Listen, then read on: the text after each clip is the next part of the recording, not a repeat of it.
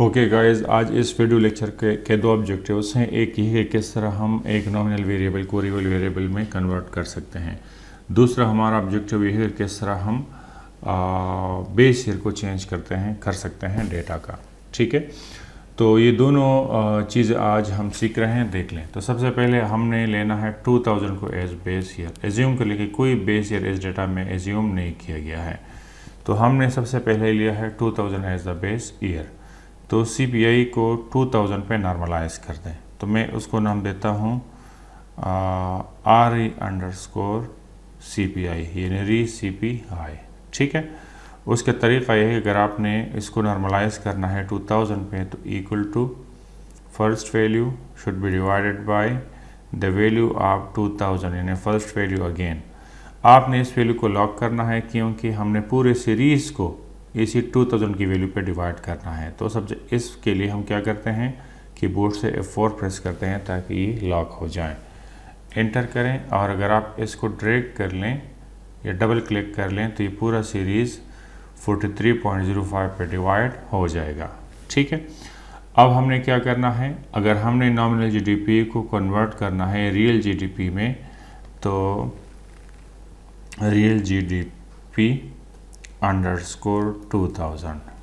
ठीक है, यानी डेटा को हमने CPI को हमने नॉर्मलाइज किया है 2000 पे।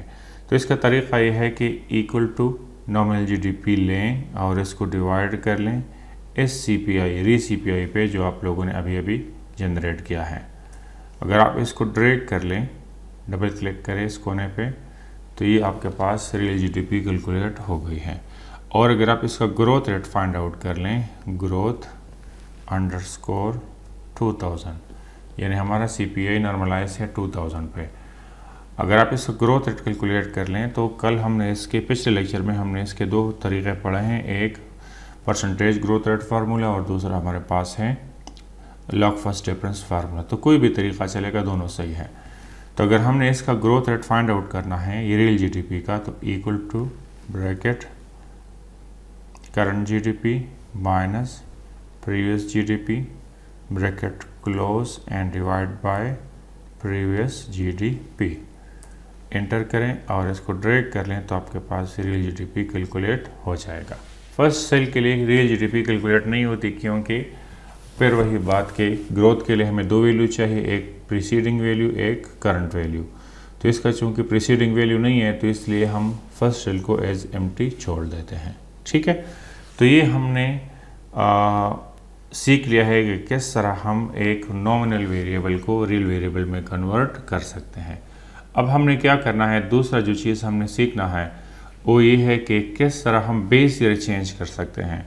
ठीक है, ये जो GDP है, ये जितने भी कैलकुलेशन है, दिस इज बेस्ड ऑन 2000। अगर हमने इसको करना है किसी और बेस ईयर पे, फॉर एग्जांपल हम इसको चेंज करते हैं 2005 पे, तो ये प्रोसेस किस तरह होगा।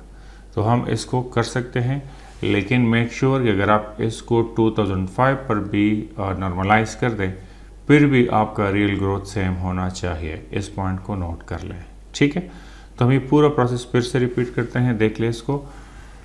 This time we are dividing, we are normalising each and everything by 2005। Okay, तो हम एक और स्लॉट बना रहे हैं, देख लें यहाँ पे। अब देखें हमारे पास री CPI ऑलरेडी है। अगर हमने इसका बेस ईयर चेंज करना है 2005 पे, तो सिर्फ इसी चीज़ को री CPI को आप लोगों ने नॉर्मलाइज करना है 2005 पे। किस तरह, इस तरह देख लें इसको। हमने क्या करना है कि इक्वल टू, ठीक है, और फर्स्ट वैल्यू, ठीक है, should be normalised by the value of the base year. हमारे पास ये है। आपने इसको कांस्टेंट बनाना है, यानी हमने इन सारे वैल्यूज़ को इस एक वैल्यू के ऊपर डिवाइड करना है। तो अगर आपने इसके ऊपर क्लिक किया है और आपने इस पूरे सीरीज़ को सिर्फ इस एक ही वैल्यू पे डिवाइड करना है, तो F4 प्रेस करना मत भूलिए। F4 आप लोगों ने कीबोर्ड से प्रेस करना है। ठीक है, एंटर करें, और अब अगर डबल क्लिक करेंगे तो आपके पास ये पूरा सीरीज़ जनरेट हो जाएगा, या आप इसको ड्रैग भी कर सकते हैं इसी तरीके से। ठीक है, ये भी हमारे पास क्या है, री CPI है, लेकिन this is based on 2000 2005 this time. ठीक है, अब अगर इसी के बेस पे आप लोगों ने रियल जीडीपी कैलकुलेट करना है, रियल जीडीपी अंडरस्कोर 2005, तो फिर अगेन वही सेम प्रोसीजर के equal to nominal GDP should be divided by the ReCPI based on 2005 और एंटर कर लें इसको। अगर आप इसको ड्रैग कर लें तो आपके पास ये real GDP based on 2005 calculate हो गया है।